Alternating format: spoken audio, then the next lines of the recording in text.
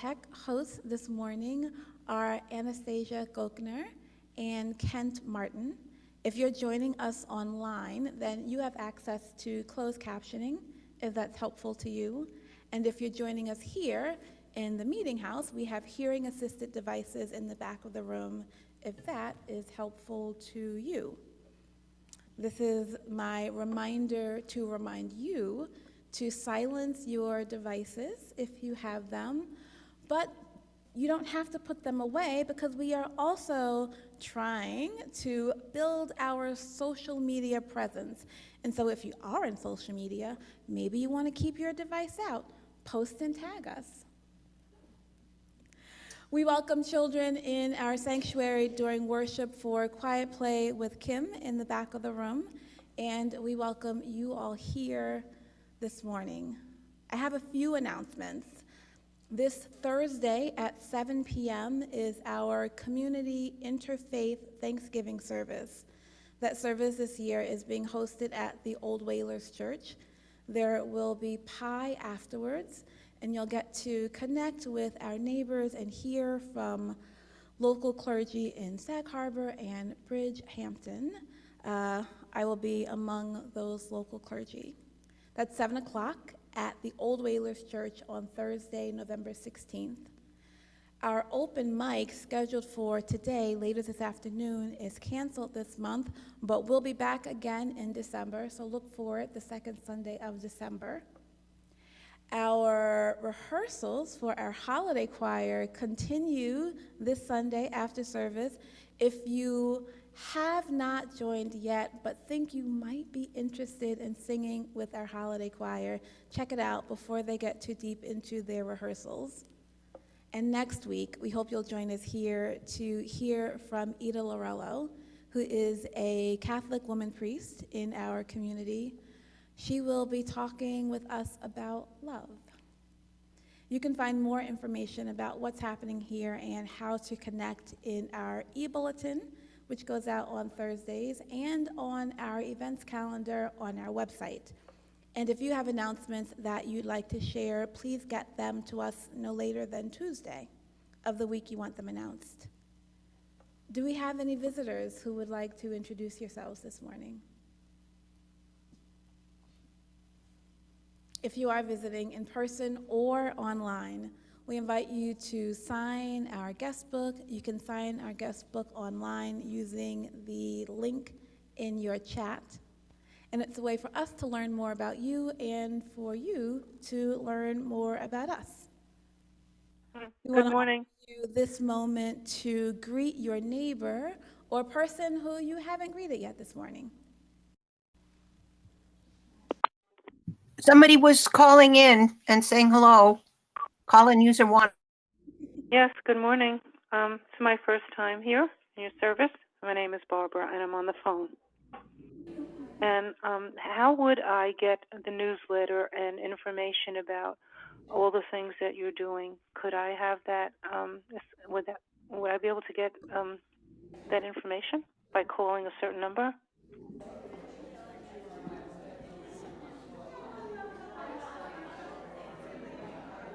Hello? Just 1 second. Okay. Reverend Kimberly, can you hear the call-in user? Reverend Kimberly, can you hear? That has passed. Reverend Kimberly? There was someone speaking from the phone. Reverend Kimberly. We're gonna move on to... Wait. I'm sorry, there's some technical difficulty. Bev, can somebody else try to speak? Because if we have someone calling in and speaking to introduce themselves. We can hear whoever is talking online. And so if you're who'd like to introduce yourself, we invite you to do that right now. Okay, Hi, go ahead. Yeah. Okay, thank you. My name is Barbara, and it's the first time I'm joining your meeting, and I'm very glad that I was able to be here with you. I'd like to know how I would be able to get more information, like the newsletter and other things, events and meeting groups that I could be involved in. Is there some way I can get that information? Barbara, welcome. We're glad you're here. We invite you to sign our virtual guest book. You should be able to find the link for that in your chat. That's a way for us to be able to share with you more about who we are and what we do, and for us to learn more about who you are. As Reverend, we settle Okay, now I'm- into this worship and we mute people on Zoom, we're going to hear some music from Sarah.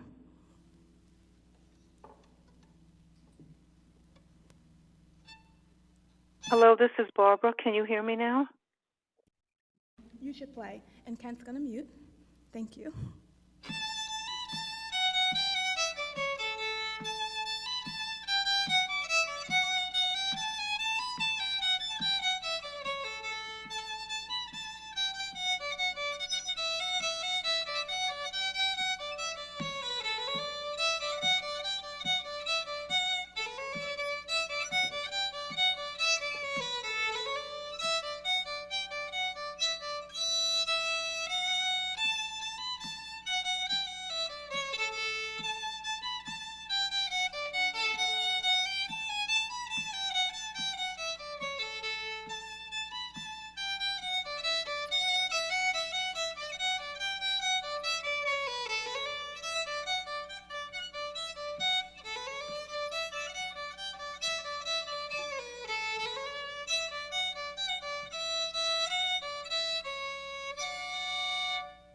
Molly put the kettle on. Molly put the kettle on. Our theme for this month of November. sorry to interrupt. Reverend Well, I Kimberly, hear that Barbara somebody is talking overly online. This is actually not the time for anybody who's other than me to be speaking. So we're going to ask Kent to turn down the Reverend Kimberly, Barbara can only hear you. She can't see you. She can't see the screen. Can you mute the computer?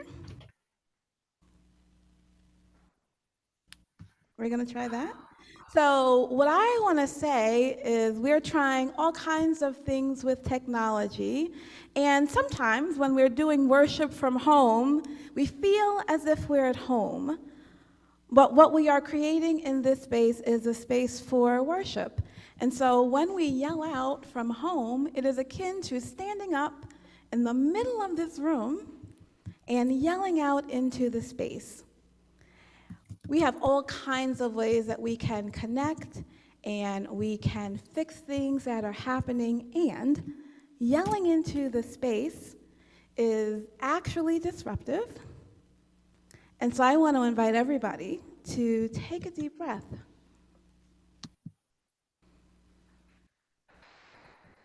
As we settle into our worship together, as we light our chalice to hallow this space, this time together as sacred, I'm going to invite maybe Carl to please light our chalice with these words from Jack Mendelson. Here, in this sanctuary of ancient dreams and wisdom and beauty, we come to grow, to be healed, to stretch mind and heart, to be challenged and renewed, to be helped in our own continuing struggles for meaning and for love, to help build a world with more justice and more mercy in it, to be counted among the hopers and the doers. In the face of cynicism, darkness, brutality, all around us and within us, we seek to align ourselves with a living community that would affirm rather than despair, that would think and act rather than simply adjust and succumb.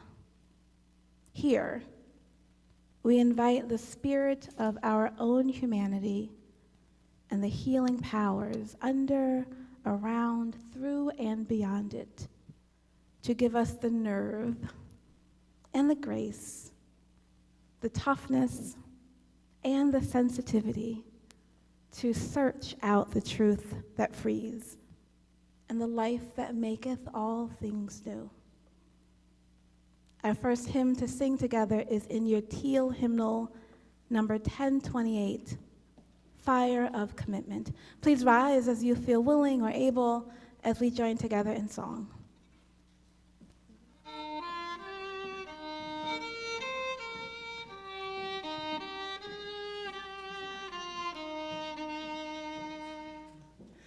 From the fight of days remembered burns a beacon bright and clear, guiding hands and hearts and spirits into faith set free from fear.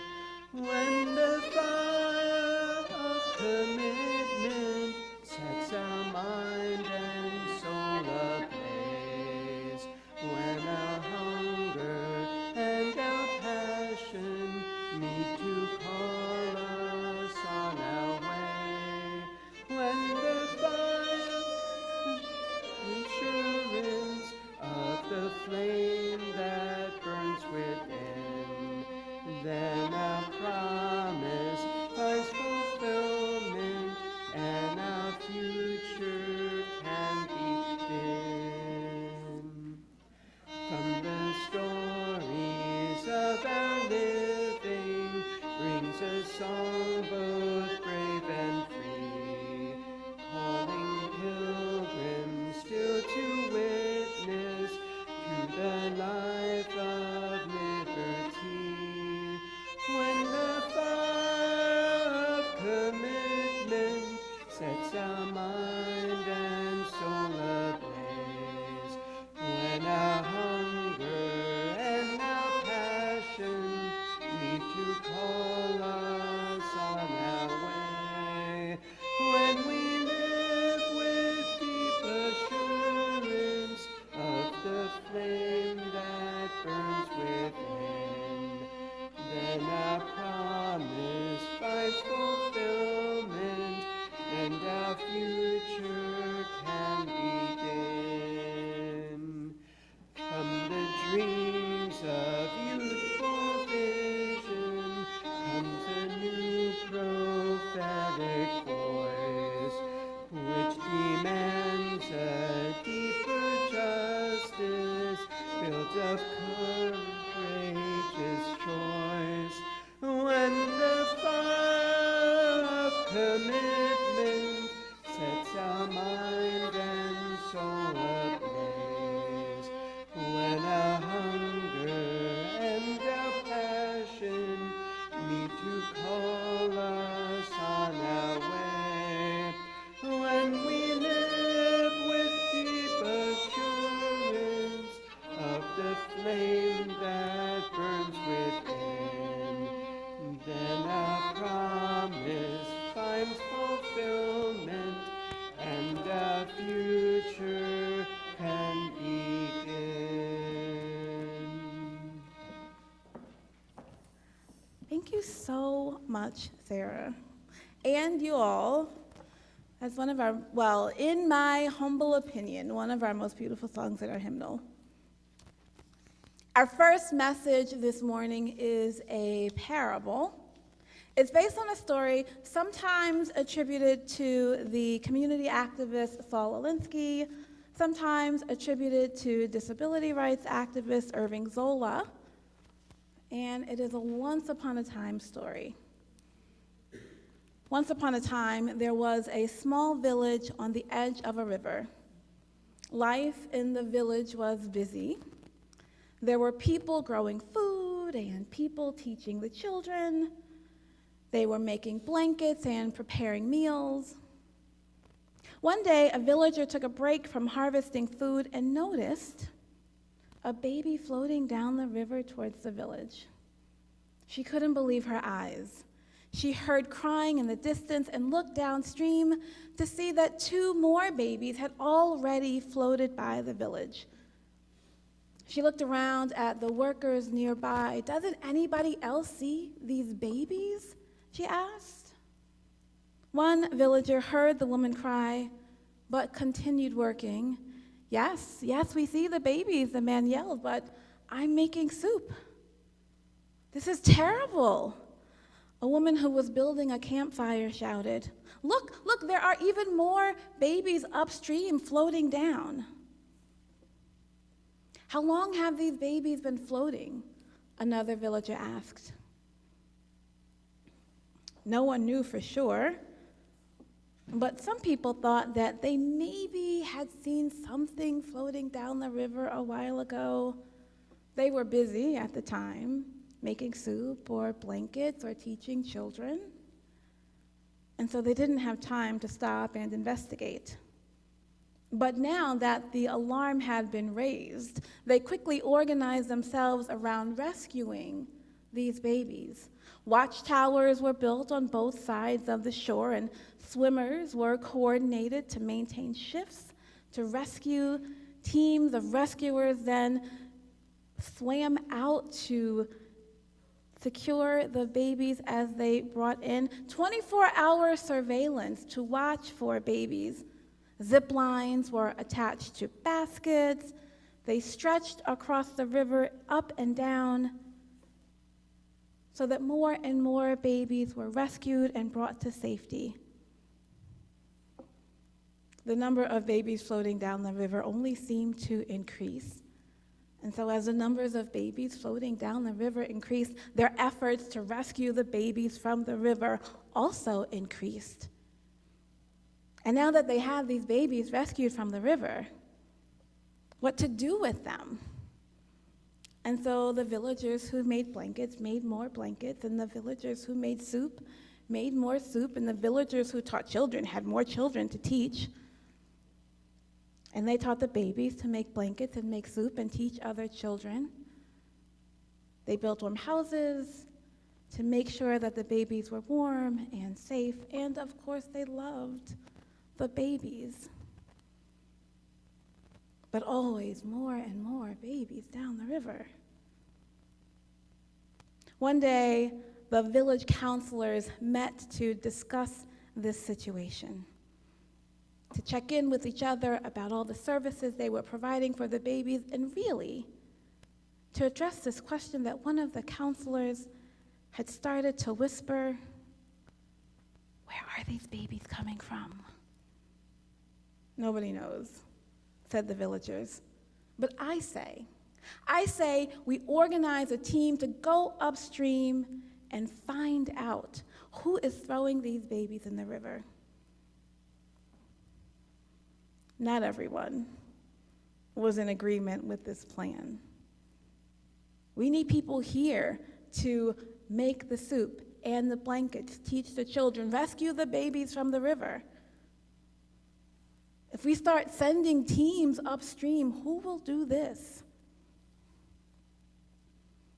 The counselors met all day and all night, and amongst themselves could come to no cohesive, no single decision.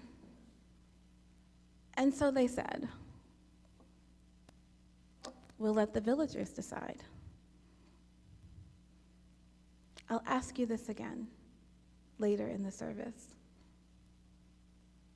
If you are the villager, what do you decide? What do you do? May your roots grow deep. May your branches spread far. May you find this world to be a wonderful place where we all have the things that we need and the power to do something about babies in the river and make it better for those who follow.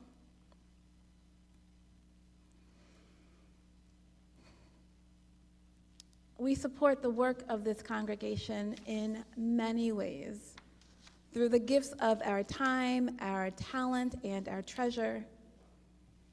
Your financial contributions, the gift of your treasure, help to support our ongoing work, both here in the Meeting House and also in this community of which we're a part. A portion of your donation, the basket circulating that will say Helping Hands, goes to serve local organizations in need. A portion of that to the minister's discretionary fund, which helps individuals in direct need. However you give, however much you give here in the meeting house or online, your donations will be greatly appreciated.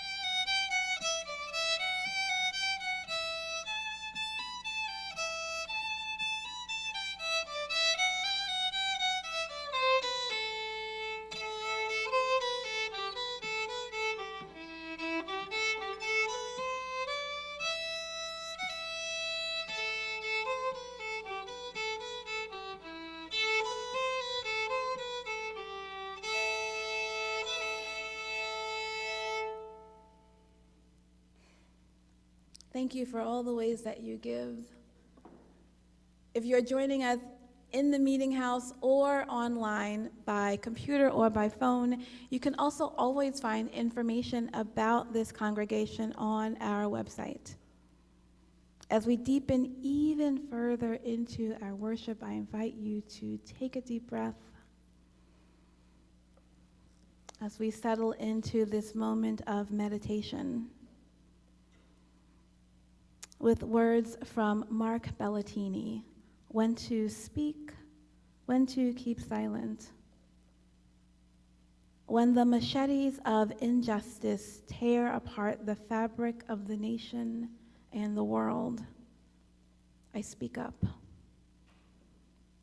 When the sunset resembles purple and orange vines entwined like lovers, I sigh in silence. When the mud of deception and trickery smear the mirror of public life, I speak up.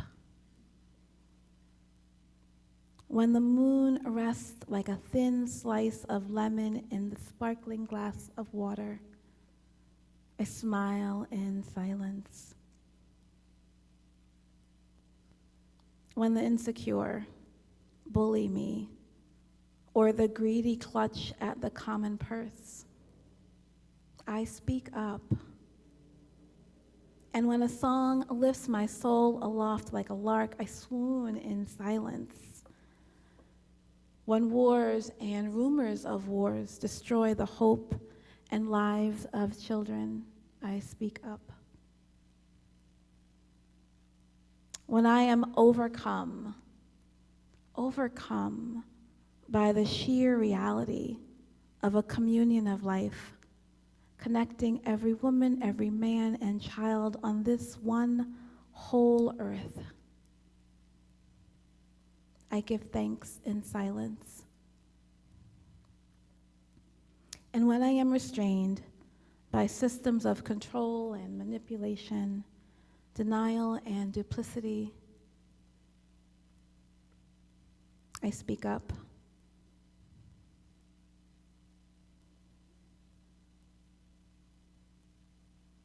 When words cease, breath moves deep and slow, and the inner and the outer are as one for a time. When words cease, the breath moves deep and slow, and the inner and the outer are as one for a time. I wonder in deep, deep silence.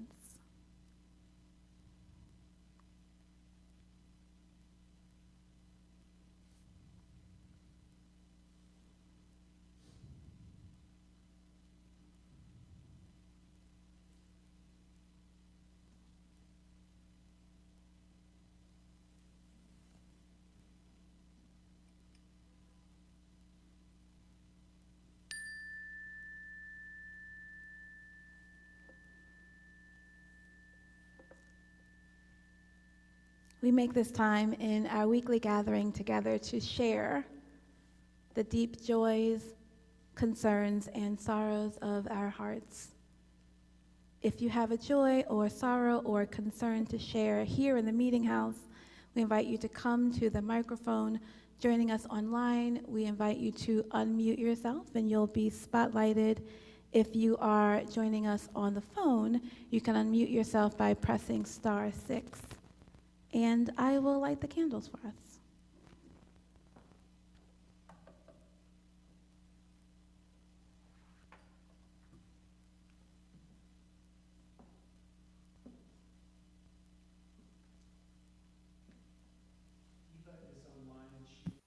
Hi.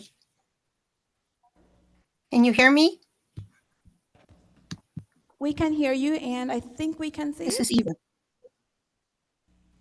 Oh, okay, great. My concern is only that I don't know if she's still visiting, but we have a newcomer here that needs the phone number because she's only on by phone, not video. So I don't know the number offhand of who she can call to get more information. But that's my concern. And my joy is that I went to the medical office yesterday, and while I was there, someone whose primary language was not English, I helped her, show her that she could ask for an interpreter, which was not being done. And she clearly needed one. So I was able to help her speak up and get an interpreter at her medical appointment. Thank you.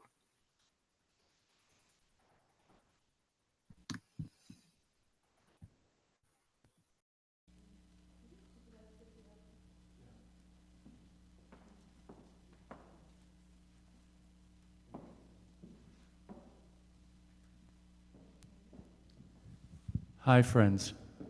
It's Tuna. It's been a blessing that so many of you have come to help me with meals, driving me to dialysis.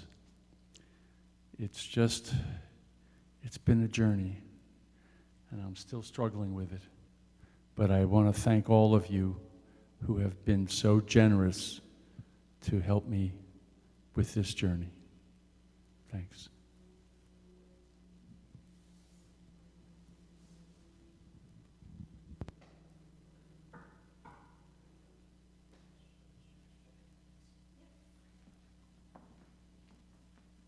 Hi, I'm Carl. I have kind of a funny story about how yesterday I liberated a Steinway upright from my mother's house, and it escaped and came around the corner to my house.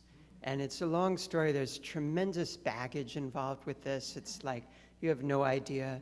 But in a very funny way, it's indirectly related to Adelaide's performance a month ago, where she was talking about finding a Steinway, and I told Steven Skoldberg, I said, wow, if only like I had a Steinway. And he looked at me and he said, you do have a Steinway.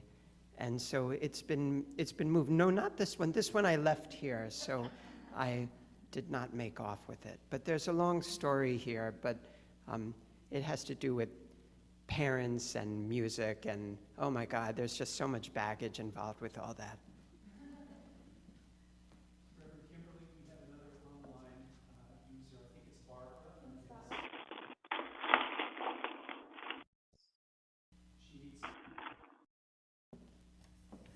Barbara, our guest, we'd love Yes. to hear you sharing. Hi. Good morning.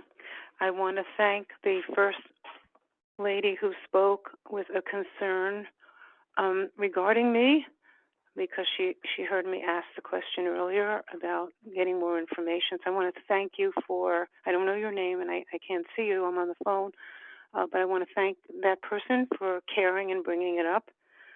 And if there is some information that I would be able to get, I would appreciate that. I can't go online. I don't have any, due to having a stroke. I don't use any technology at all. I just use the phone. So I can't go into, online to look up information. So if there's any way that I can get information, I would appreciate that, so I can be more involved and volunteer for some things that you might need me to volunteer for or want me to. Thank you.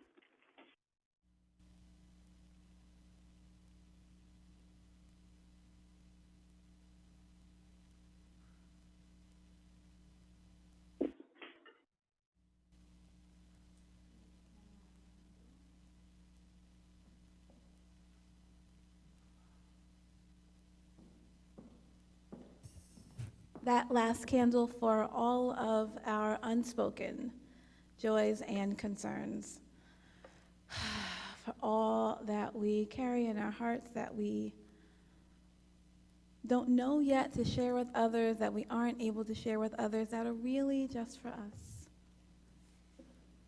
For all of the ways that we connect and help each other, show up for each other. And we light our candles for the ways that we miss each other, for those gaps in communication, for all of the ways that we fall short and continue to try to reach out and make connection. We light our candles for the war and confusion in the world and in our hearts. And also for the joy and love that is all around us. May we carry in our hearts and into the world with us the hope and love and care of this community. May that be so. I'll invite us to sing together again in your teal hymnal song 1007, There's a River Flowing in My Soul.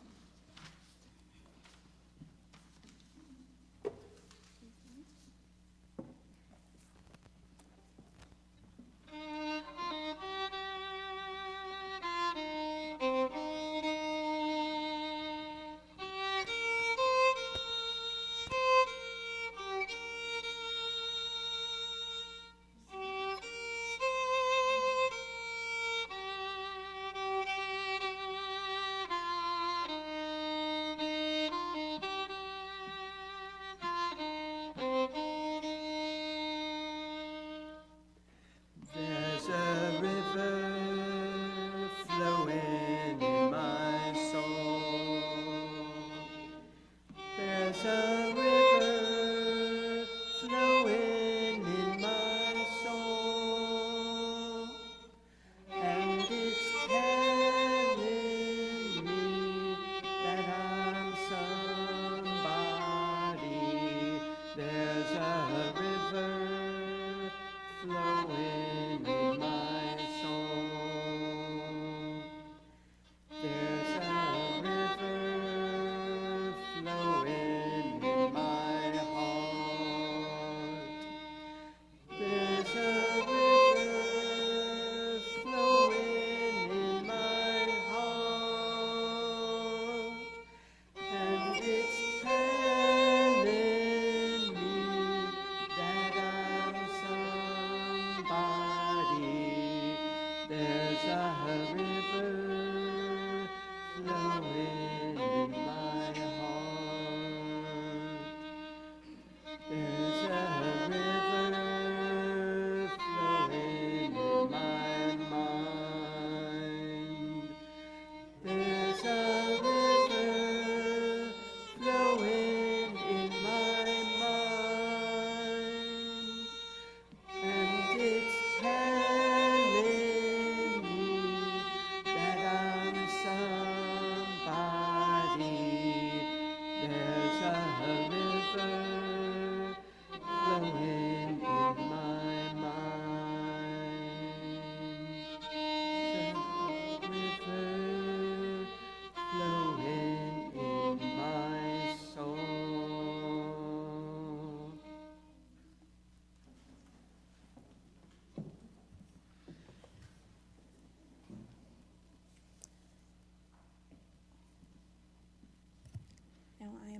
gather myself.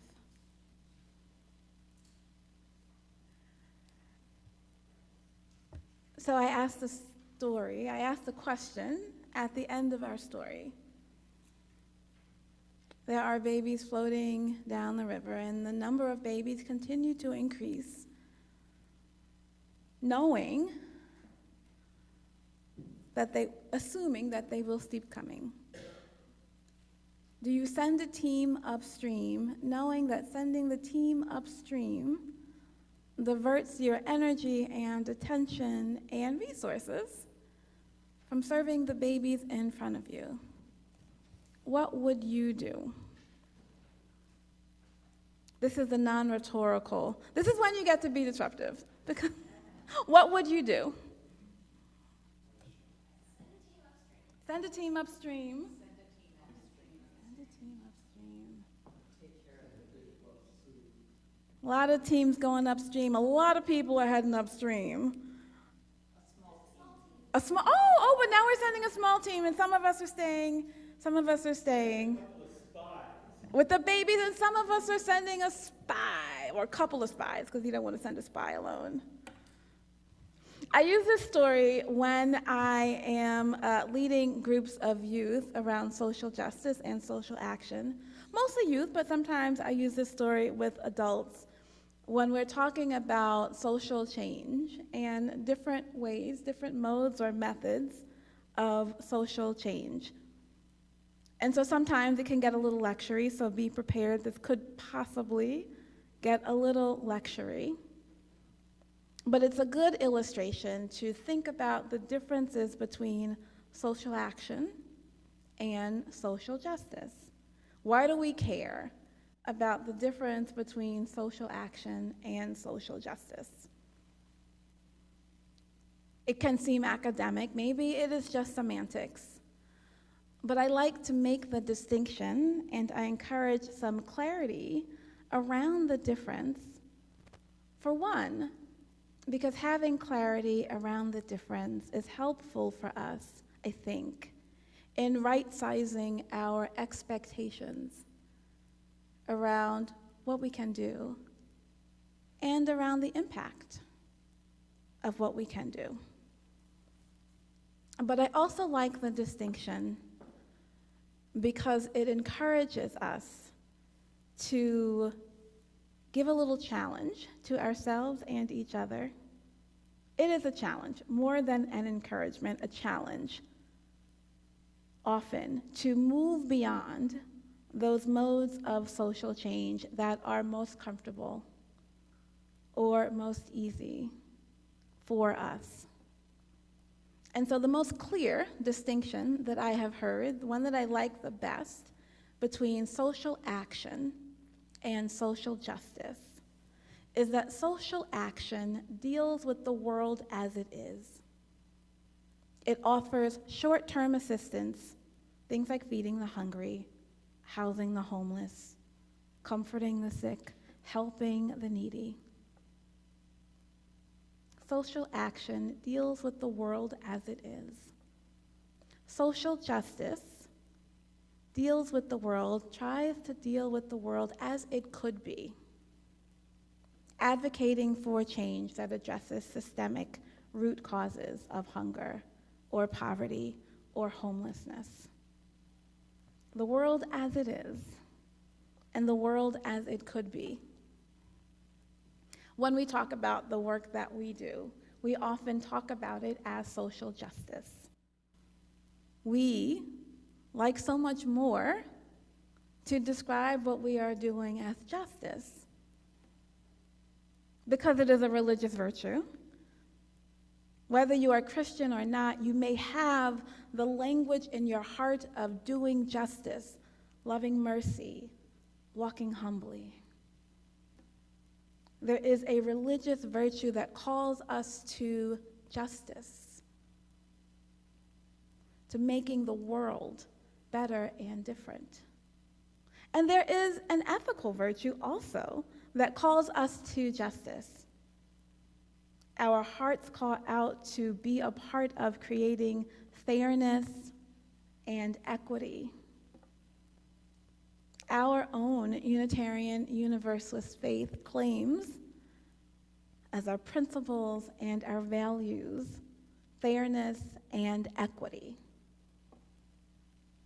There is something religious and ethical and powerful in the word justice. There is no wonder that when we describe what it is that we think we should be doing, what it is that we want to be doing, what it is that we are doing, that we use the word justice. What I like about the story of the babies in the river is that there is no right answer to the question of what you should do. Sometimes people tell this story as if there is a right answer. Sometimes people tell this story as if the right answer is, of course, send a team up the river. All of us go up the river and find out where these babies are coming from. The truth is, we need both. We need somebody, something to go up the river. We need justice. And we also need somebody to be taking these babies out of the river, to be feeding them and housing them and teaching them and loving them. Caring for the babies, that is social action. Addressing the world as it is. Can you think of a time when you have been engaged in social action? When you have been part of the efforts to meet direct and immediate need? I imagine that you can. I would ask you to yell them out, but I won't because I'm going to ask you to yell out something else. But the question that is often more challenging for us is, can you think of a time when you have been the recipient of someone else's social action? Because just as we spend a lot of time thinking about justice, we also spend a lot of time thinking about how we are going to change the world for other people. And it's helpful for us, I think, as we develop our empathy and our compassion, to remember the times when we have been the recipients of somebody else's social action. I can think about times in my own life, in my own childhood, when we would get these barrels of hand-me-down clothes. Maybe they came from our church. I have no idea where these clothes came from. Direct social action that put clothes on the back of myself and my siblings. Or even more recently, when my car just gave out and somebody lent me their car. And somebody picked me up from the side of the road. And somebody went with me to help me figure out how to get a new car. Social action, meeting somebody's direct, immediate need, is not nothing. I think about the money that has been given to our minister's discretionary fund. Bailing somebody out of jail, buying somebody groceries, helping somebody buy a muffler for their car. These things don't change the world, but they do change a person's life. What we do with our food pantry, for the family, for the person who takes food from our food pantry, it is not a small thing. And at the same time, however much food we put in that food pantry, it does not alleviate the need for a food pantry. However much we give in this way, it does not address the deeper problem of food insecurity in the world or our country or right here in our community. We need both. We think about criminal justice reform and, people scoff at the idea of abolition. But however many prisons we build, however many people we lock up, it does not address the deeper problem of crime. Putting people in jail and prison does not make us as a people more safe.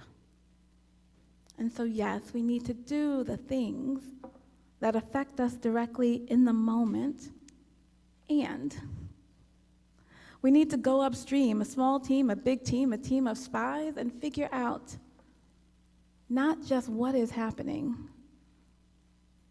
but what it is that we can do about it. Imagining the world as it could be. When I teach this as a lesson, I think I will spare you.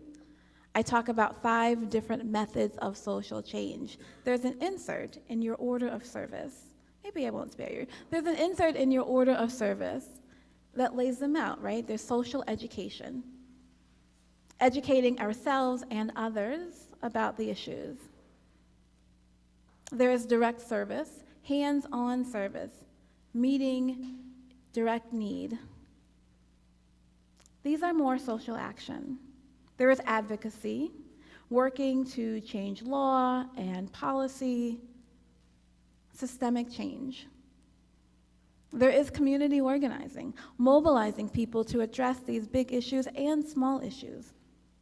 Often, community organizing in the service of one of these other 4 circles.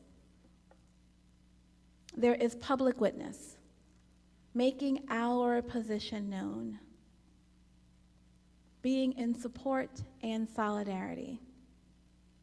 And so here's where I'm going to ask you to yell out, can you think of times when this congregation has been involved in any of these? Where would you name it? Can you think of times that we have done social education? Can you tell us times that we have done social education?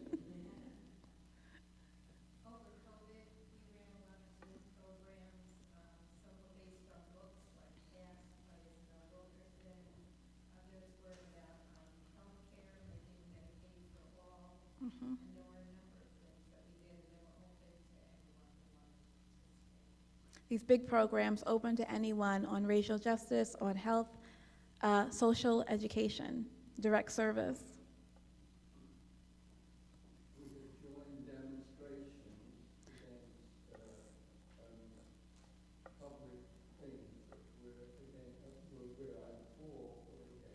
We've joined demonstrations for things that we are for or against. That is actually public witness.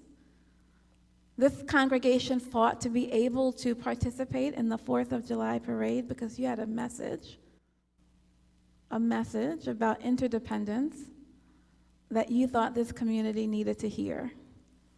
We fly a rainbow flag outside of our building.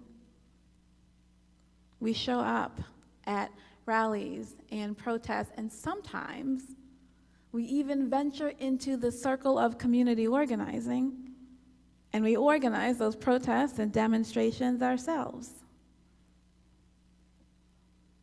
Can you think of advocacy?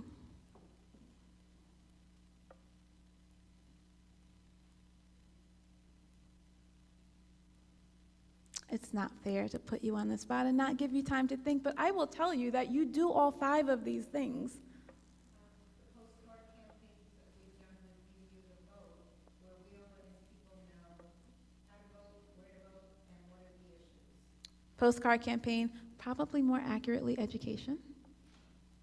Well, the HICO recipients are certainly involved in advocacy. That is important. Yes, yes. We, in our direct service, are giving money to organizations in our community, and they, in turn, are doing things that address not just the individuals in need, but as we heard here 2 weeks ago, who are addressing the big systemic problems in this community, in this state, and this country. I will tell you that over this past year, maybe this past 2 years, I have felt as if I am spending all of my time just pulling babies out of the river. I am part of an organization that gets to give money to people in seminary. And the first year, I thought, I get to give money away. And by the second year, it was clear to me I would never be able to give enough money away to meet the need. I look at our food pantry and I'm so proud of all of the other little food pantries that we have sparked in this community. Maybe not everybody's going to give us credit for it, but I will give us a little bit of credit for it.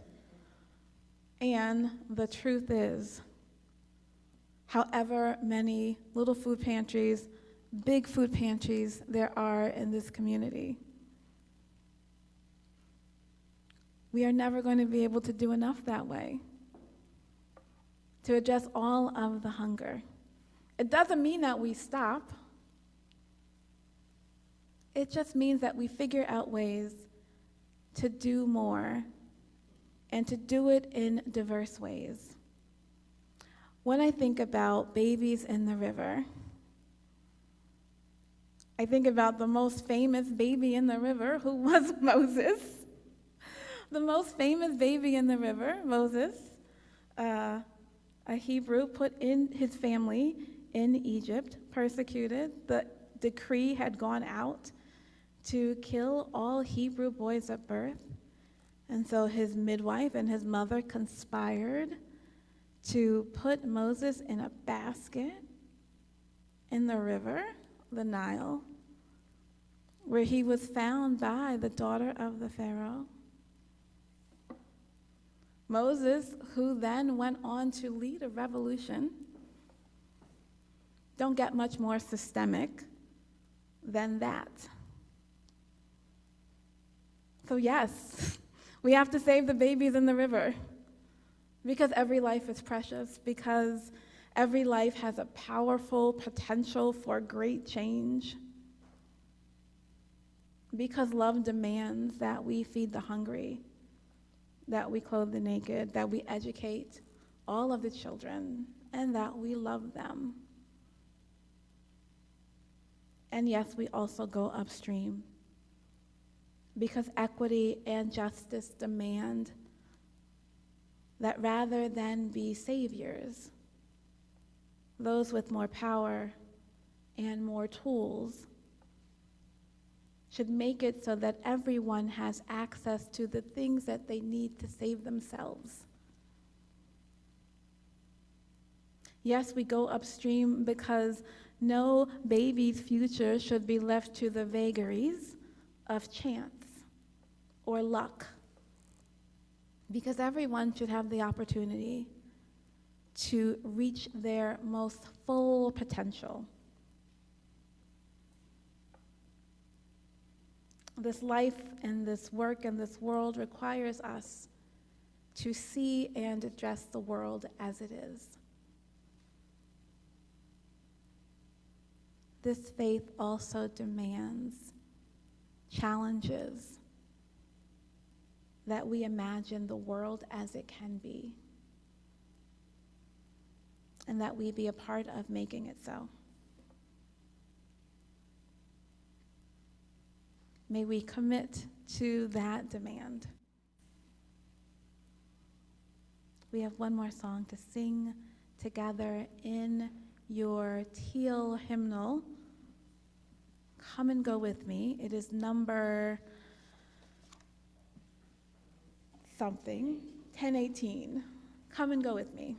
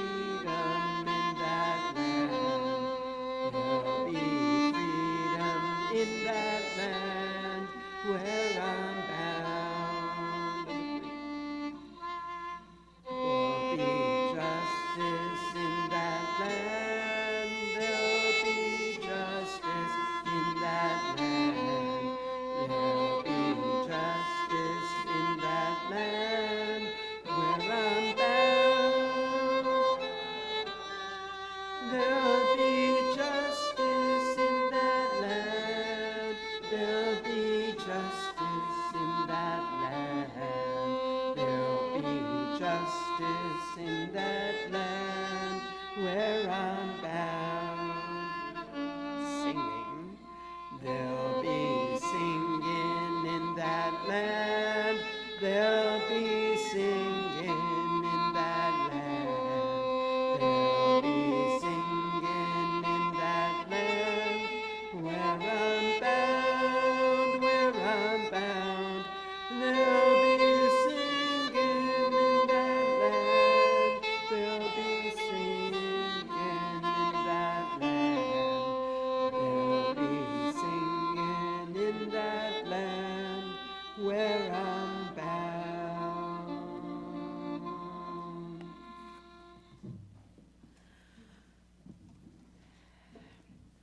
Oh, I'm at the beginning, not the end.